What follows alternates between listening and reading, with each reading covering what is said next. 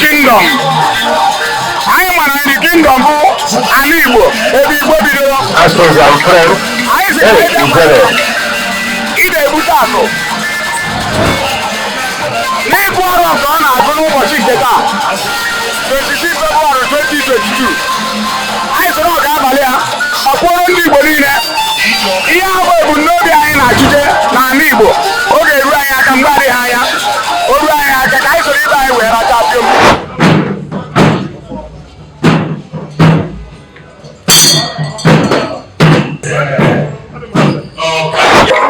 According to tradition of Nri, Eze bụ mmụọ ọ bụrụ ọdịnala mmadụ because from the time a crown only Eze Nri akwa ya otu esi akwọ onye nwụrụ anwụ.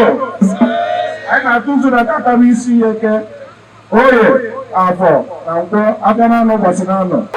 Igbo mụrụ ụzọ mmụọ ọzọ Igbo bụ Igbo ekene m onye ikwukọ na onye nta wee na-asị nke onye chiri ya zeli gị bụ onye ọma na-ekiri mma asị m ka ife dịka Igbo akakwana gị maka na Igbo amaka. Onye nọ n'iru ife onyonyo a bụ Nnaemeka Ilelu na Chi mana a na-etukwe m Riwa Akụ. Kedu ebe anyị nọ n'ụbọchị tata? Ebe anyị nọ n'ụbọchị tata bụ na Obi Eze Nri nke dị na Anambra steeti. Unu na-anya ebe a n'ụbọchị tata unu ga-afụ na nnukwu ife na-eme ebe a n'ụbọchị tata. Unu nekwa anya ọfụma unu ga-afụ ndị echichi dị iche iche ndị igwe ndị eze na ndị ọzọ. Emume a na-eme n'ụbọchị tata bụ emume ịgụ arọ ọfụ ndị Igbo na ana nri.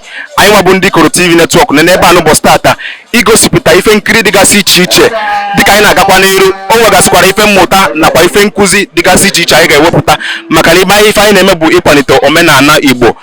Biko tupu anyị na-aga n'elu biko ka gbaghara ka ị na-esonye anyị na ngalaba anyị ji agbasa ozi. Anyị nọ na YouTube, anyị nọ na Facebook, anyị nọ na Instagram, ọ na ikoROtv netwọk ka a na-egosi ife ọbụla dị iche iche gbasara ndị Igbo. Ekenekwe m unu dalụnụ.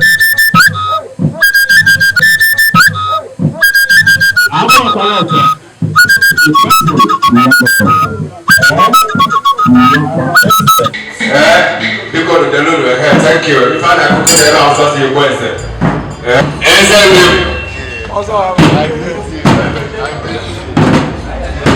Eze ndị buruzo na-aga ndị ọzọ.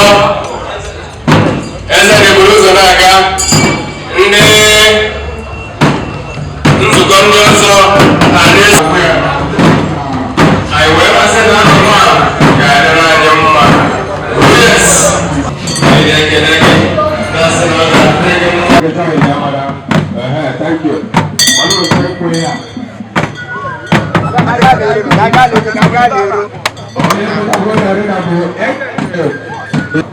Onye ọbụla kolite ọtọ maka arịna wee mụrụ pụta n'ọgbọ wee na-ekele ndị Igbo niile. Ife ọ na-agba ife abụ ọkangeze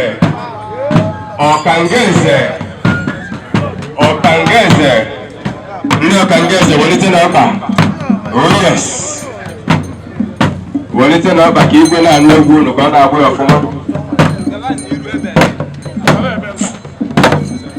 Ụbọchị ọnụ kata ka onye aka ntụtụrụ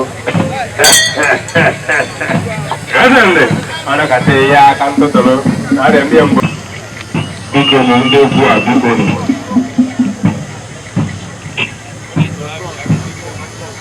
Enjoy.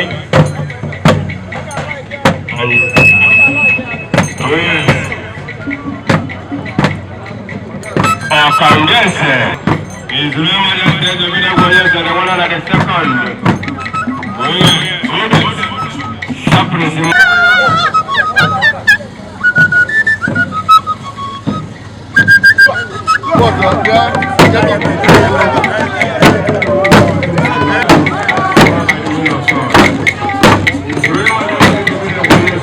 The chairperson on the constitution period, which is a compound here. On the Mazamani, la Chocosa Belamadine. Yes, and they are well at the second. So you very well to say that they're going to. Oh, okay. Yes.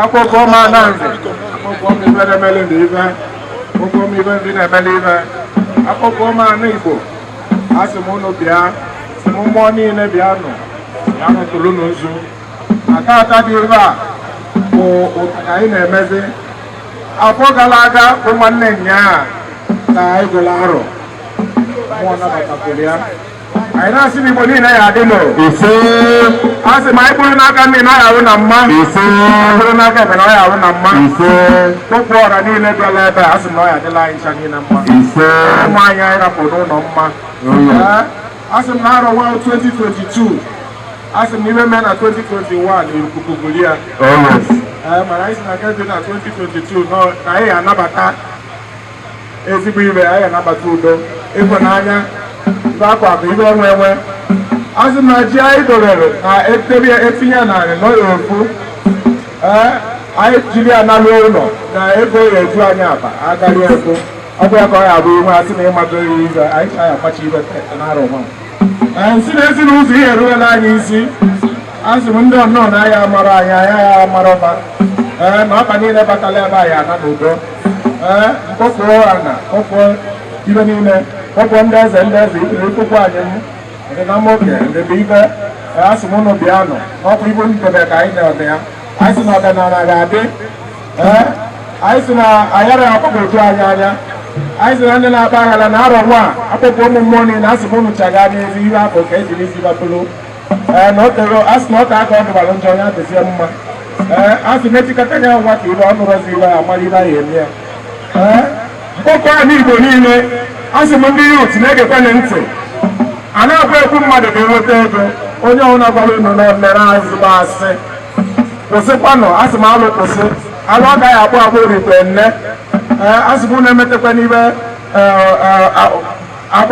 arọ kwa arọ generation after generation anyị abụpụrụ ya onye lụta ọlụ onye lụta ibe aka lụta ka ihe ele na-asị na ọkọta ya na obi ya asị m ndị nọ na mba ndị nọ na diaspora anyị nwe bụ ndị nọ n'ụlọ anyị nọdụrụ unu asị ndị nọ na diaspora jisi n'ike mana anyị sikwa na akụlụ ụlọ otu ebe o si asị m obere ọgba aghara dị n'ala Igbo na ọ ya akwụsị n'arọ nwa asị m unu ya adata unu agbakwa n'ọsọ na anyị nwanne ebe na nwere iwe mere anyị na onwepụrụ ihe ya eme anyị wee na-agbakọ ichie nta wee niile chilechi zere eze ndị niile dobere iwe dị too asị m na tata bụ eke ga-eketela anyị ife ọma ọ ga-eketela anyị arụ ike ọ ga-eketela anyị ihe ọbụla anyị chọrọ ụmụ ezigbo ibe anyị sị na onye ọbụla nọ n'ezigbo ibe ezigbo ibe ya amalị ya onye sị na ajọ ibe amaka ajọ ibe pụọ onye arụ n'arọ nwa nsị na anyị Igbo ga-adị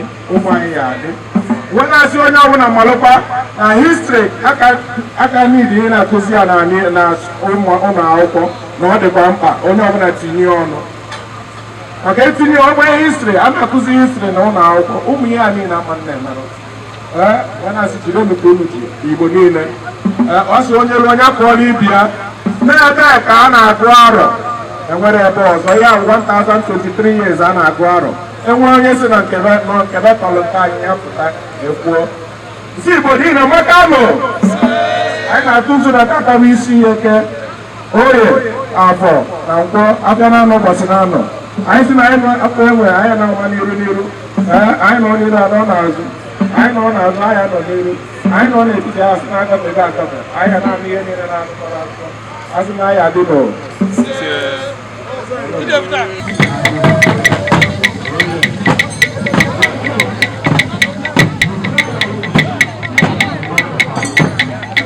Igbo bụ anyị na-ekene unu mọmị anyị na-ekene gị anyị bụ ndị ikoROtv netwọk biko gwa anyị afa gị afọ m bụ traditional doctor Winnie Arinze ife eji mara mba Akweke alụma anyị na-ekene gị anyị na-esi ya n'ọnwa ịma na ndị oyibo na-aba n'arọ n'ọnwa Jenụwarị mana etu ọnwa Febụwarị ya bụ ọnwa nke ịbụọ n'ime ọnwa ndị oyibo na-abịa na njedebe n'anya o nwere ka ọnwa si atụ n'elu etu ọnwa ka anyị si abụ ya anyị gụọ ya dịka arọ mbụ wee bido mgbe a wee gụba arọ ndị Igbo wee gaba so ebe anyị nọ n'obi onye eso taa na-agụ ukwu anyị na-agụ arọ dịka ndị Igbo si agụ ya ihe eji ama na abụghị na-arọ ọfụ bụ na arọ ọfụ ndị Igbo bụ ọnwa. Ọnwa ka anyị ji agụ arọ. Kedu o nwere one ọnwa ga-agba n'elu wee bụrụ na abụghị na arọ ọfụ ndị Igbo? Ịma na etu ọnwa dị kịta, ọnwa na-akụju akụju wee na-achọ ka ya baa n'ọnwa ọzọ. Ọnwa anwa bịa ene ya anya ọnọdụ na ọkara na-abanye ama na ọbago n'ọnwa nke eji agụ arọ ndị Igbo. Mama anyị na-ekene gị. Ajụjụ ọzọ wee bụrụ kedu ife ọ dị gị ka a ga-eme ịmagwụnụ ife usoro anyị na-eso kịta bụ usoro kalenda ndị oyibo. Kedu ife a ga-eme maọbụ kedu arụ ị na-atụpụta ka etinyekene ya bụ kalenda nke ndị Igbo ka etinye ya n'ọrụ? Arọ m na-atụpụta dịka m si wee bụrụ eze nwaanyị, ana m ekwu ka onye ọbụla mebe Igbo na Igbo amaka, maka na ịrapụ isi aka anaghị isi aka agba ofe. Onye ọbụla anọrọbe nna ya bido na ebe o si wee bido, o nwere ihe onye anwa ga-emenwu. Maka na ị ga-anabe nna gị jee sonye ka esi eme, maka na ile anya nkịta ịfụ na ndị mmadụ na-anwụ n'ike. Ife na-ebute ọnwụ ike a bụ na arapụrụ ife gboo a na-eme wee na-emezi nke ọfụ. A sị na ị ghara omenala mebe omenelu ụwa adịrị gị njọ, mee omenala be nna gị ka ọ dịrị gị mma. Ọ omenala anwa ka anyị nọ. Anyị na-ekene gị ma daalụ. Agazie n'ọfọ. Daalụ.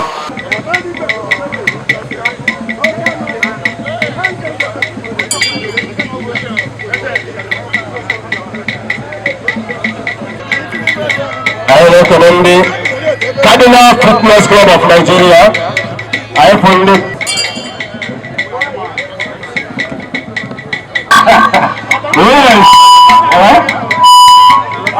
Cultural dance, traditional dance, everyone get ready. After the put I bring that in, I show you there. I for and I said,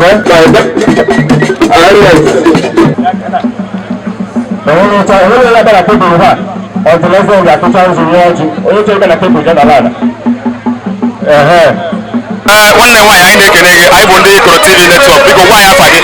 Afa m bụ Chioma Okika and my Facebook name is Chioma Joel. Biko ịma na ebe ọ bụla a na-eme ife omenala Igbo, ife eji mara omenala Igbo bụ mmọnwụ ịgba. Kedu ife kpatara na ebe anụwa na obi eze nri a na-eme emume ịgba arọ ọfụ, o nwere mmọnwụ anyị fụrụ ebe a, o nwere m otu mmọnwụ anyị fụrụ ebe a, kedu ife kpatara ya? According to tradition of Nri, eze nri bụ mmụọ, ọ bụrụ ordinary mmadụ, because from the time a crown ya eze nri, akwara ya ụdị esi akwa onye nwụrụ anwụ, akwa ya nye ya akpa mkpọ n'ala o bilite n'ọnwụ. So eze nri bụ mmụọ. That is why eze nri never dies. Eze nri lives forever. You understand? So eze nri adafụ mmọnwụ. O nwere ebe o jekọta ọfụ mmọnwụ.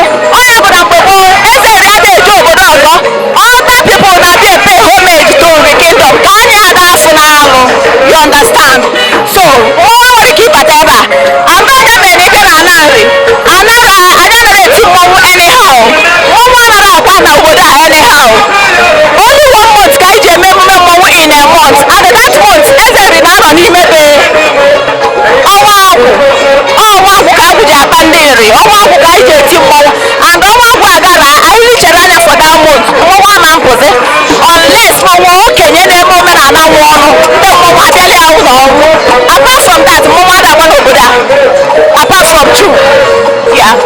Anyị na-ekene gị. Daalụ. I am what you have something what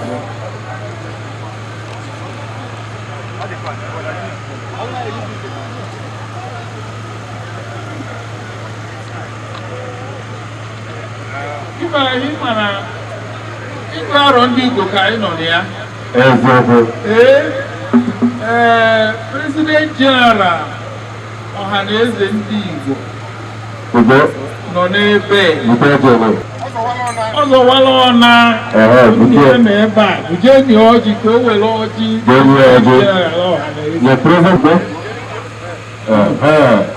Ọhaneze Anambra nọkwa ebe a n'arọ ozuru ezu n'ebe n'ọrịa.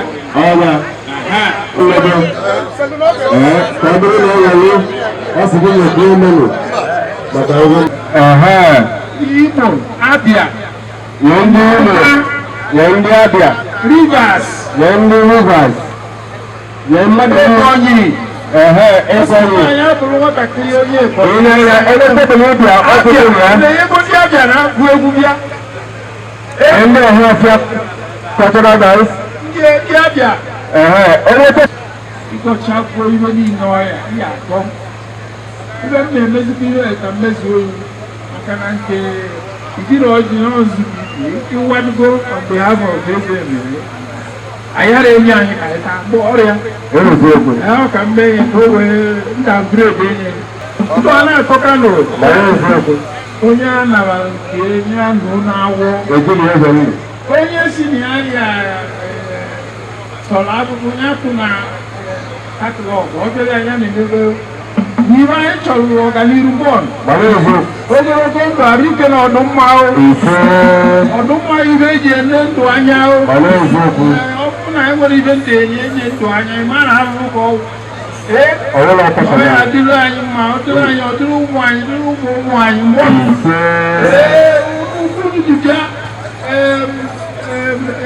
former minister Memisi na ozi ntụrụ ji bịa n'ụlọ ya eji ụkwụ na aeroplane moto kwuru ejina ya bụrụ na ọhụ ekwe m ịba anyị ka ọ dị mụrụ n'ọnụ m agbara nze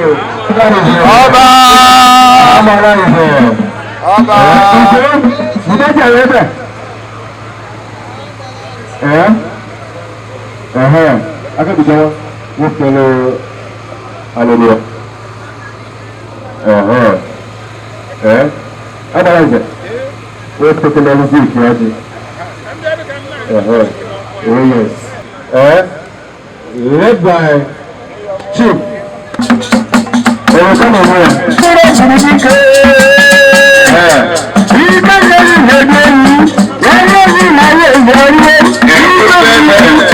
All the way from Mazogolo.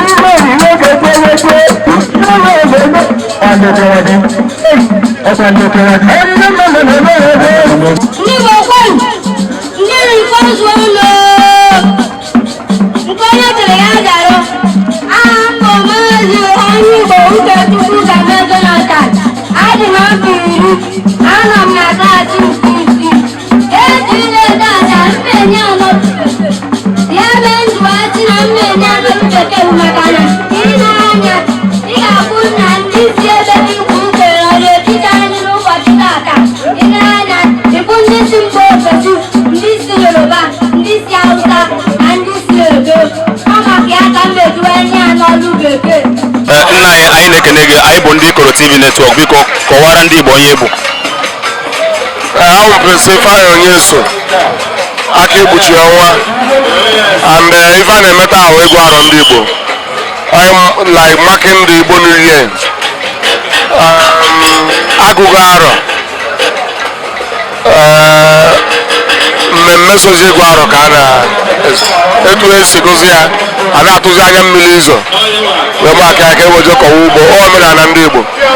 Nna anyị na-ekene gị, biko anyị chọrọ ka ịkọwara anyị ebe ọ bụ na ịgụ ara bụ ịgụ arọ ndị Igbo nọ mmemme jikọrọ ndị Igbo, kedu ife o ji bụrụ sọsọ ịma wee n'anya ọ dị ka sọsọ na nri ka a na-eme emume a enugwu m anyị ebe dị iche iche n'ala Igbo nweghị ebe fụgasịrị nri na-agụ arọ normally ọ ributelu tradition ichi eze, ichi ọzọ, ichi ụmụ ejiji ahụ ributelie sọọsọ eze chile eze n'ala Igbo na-agụ arọ. Nyawa bụ eze nri na-enye igwe ndị obodo ndị ọzọ ọfọ iji chi igwe, so onye nwa na-agụ arọ, ọgụ arọ eze ndị ọzọ na-abịa. ewee gụọ arọ. Ịgụ arọ awụrụ emume ndị eze, iproclaim new year ndị Igbo. Ndị Igbo niile eproclaim dị new year, eze ndị ọzọ agbawazi ọfala. Anyị na-ekenekwa gị. Ihe ọzọ anyị chọrọ ka ịkọwara anyị, kedu ka esi ama na ndị Igbo abụgo n'arọ ofu? Ịma na ndị oyibo nwere ihe a na-akpọ kalenda, agụọ Jenụwarị, abalị Jenụwarị ama na-abagwo. Ndị oyibo na-ementain ife a na-akpọ Gregorian calendar. Ndị Igbo bidoro lunar calendar. Nri one ancient kingdom ha bidoro lunar calendar. Ọnwụ ya na-atụ atụ, ọnwụ ya na-adị 13 na ọrụ adị 12. Anọ izu ịnọ na-adị n'ọnwa pụtara 28 days. Enwere ebe dị ka leap year ma leap month, ọnwa niile naira 28 days adịbọ na-adịwụ 13. Na ndị ọcha bịa megharị anya ma na-etu a ka Igbo si ama aka ya. Enwere ọnwa ịgụ arọ. So ọnwa gara aga wụ ọnwa ụzọ alụsị, ọnwa tụrụ ife a wụ ọnwa ịgụ arọ. So ya ọnwa atụgo ọnya arịrị aka agụ. Anyị na-ekene gị. Daalụ sir. In Nigeria, our people recognize the ozone all through the southeastern.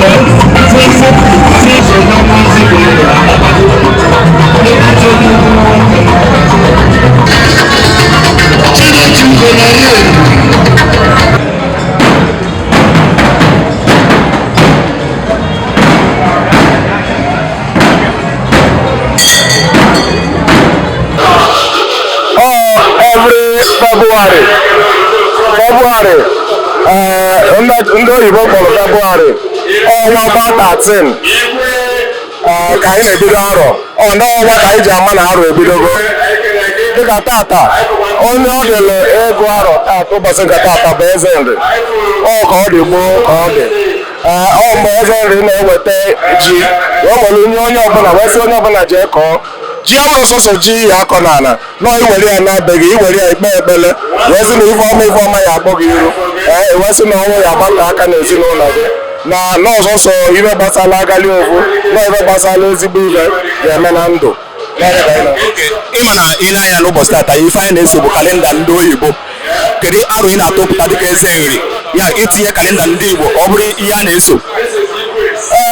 o tegonu emebe nke ahụ mana anyị na-asị onye ọbụla na ya natara na ịma adịrị ili eme ngede o tegonu emebere ya mana bikos na nri bụ sọsọ ndị kwụrụ onweva ka na-eme ife dị bụ ọbịa dịka ife ọfụ ka anyị na-eme mana o tego anyị mebere ya ị na-anya ife ụlọ 1023 years ka anyị nọgolo n'ihe anyị na-eme ọ ndị ọcha bụ ụdị anyị nwabụ ihe na-enele ya na ndị ọcha kọwakwuru si na eziokwu so anyị na-asị na Igbo ga-anataba Igbo nọdụ n'ife amaala na ọdịnala dị gboo na ọdịnala ga-adịgide na ndị ọbụla na-asị na ọdịnala bụ ajọ ife ọ ndị chọrọ ịlafụfa alafụ. Biko o nwere ka gọọmenti si akwado mmemme a na-eme n'ụbọchị tata? Onye ka ịgụọ ya speech e nyere from Igbo eze onye ka anyị kwuru na-asị na gọọmenti tinye aka n'ife a na-eme especially south-east anyị ha tinye aka n'ife a anyị eji anya afa wee fụ ife ọma uke niile ga-apụsị maka ihe a niile na-eme ọ dịka egwu ụmụazị chee na ihu ego ije gbuo mmadụ kedu mgbe e mebere ya alụ ndị alụ aka ya agbụ and ma ndị ya agbụ alụ a ọ na-ebe ka anyị abịa kpọọ dozie alụ a ọsọsọ dị ka ọ dịrị ịgbụ alụ. I expect it to go internationally. I expect that Iguano should be internationally recognized. It's something that's been in process forever and now is the time. It's very important because without this Iguano, history has shown that there was a famine back then when something happened to Ezenri and all Igbos saw what it was. And they became an Eze called Rezimilo when he died. After that, something happened. I'm not going to explain further. It's a long story. And they became Nrewanata. And it was the Igbos that insisted that Nrewanata must come into play because Igbos went through a lot of famine. Kedu okwu ị na-agwa ndị Igbo n'ụbọchị tata bụ ịgụ arọfụ? Ana m agwa ndị Igbo sị ya nataba n'ife ọdịnala ka anyị na-eme na ife edobere ife nna nna anyị dobere ọ bụrụ ajọ ife na tata ụkwa gboo mana o nwere ife mfụ dị m obi mma na ndị youths anaghị anatabago ha ghọtabago na ife ọdịnala dị mkpa rinne na nwoke niile ịmachi ya tupu ịmalụ onwe gị ya amachi gị. Igbo bụ Igbo ekenekwa m unu ọzọ unu n'anya unu ga-afụ na anyị abịagwa na nchịkọ ife anyị ji maka ya wee bịa n'ụbọchị tata bụ emume ịgụ arọfụ ndị Igbo na ala nri unu n'anya unu ga-afụ na ife niile mere ebe a gara nke ọma maka na ntọala omenala Igbo bụ udo nya nwa mmadụ emegburu nwa mmụọ emegbune nwa mmadụ ekenekwa m unu wee jiri ohere a wee na-asị ndị Igbo biko ka anyị jikọ aka ọnụ wee kwalite omenala Igbo maka na ndị Igbo si na onye kpọọ ọkpụ ọkpọkọrọ ụmụaka emegị na ụmụaka ejiri ya wee gwuru egwu ka anyị kwalite omenala Igbo nọkwa nkụ dị na mba na-enyere mba nri nọkwa na ọdịbendị na-edo ndị ekenekwa m unu chetakwa na ị ka na-ekiri ikoROtv netwọk kabarụ ka ị na-esonye anyị na ngalaba anyị YouTube, Facebook na kwaka Instagram ọkwa na ikoROtv netwọk ka a na-egosi ife ọbụla dị iche iche ife nkiri dị iche iche nakwa nkụzi na mmụta dịgasị iche iche dị na omenala na ọdịnala Igbo ekenekwa m unu chetakwa na aka mbụ nwanne unu nwoke bụ Nnaemeka Ilelu na chi mana etu omuriwe akụ akpa ama nganga etu omuriwe akụ abụọ nga ego ka ọ dị